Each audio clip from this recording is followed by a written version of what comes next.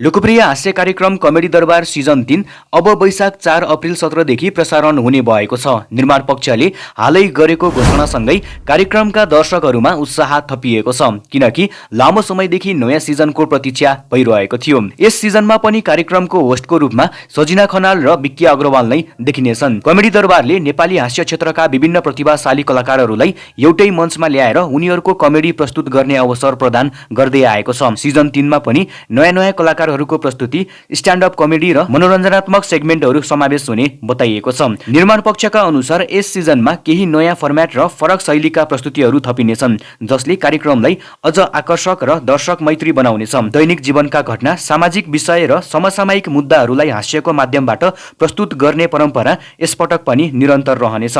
समग्रमा कमेडी दरबार सिजन 3 ले दर्शकहरूलाई भरपूर हाँसो, मनोरञ्जन र नयाँ अनुभव दिने अपेक्षा गरिएको छ। वैशाख 4 देखि सुरु हुने यो कार्यक्रमलाई दर्शकहरूले उत्साहपूर्वक स्वागत गर्ने विश्वास गरिएको छ। तपाईहरू पनि यो नयाँ आउन लागेको कमेडी दरबार सिजन 3 हेर्नका लागि कतिको एक्साइटेड हुनुहुन्छ? कमेन्ट गर्नुहोस्।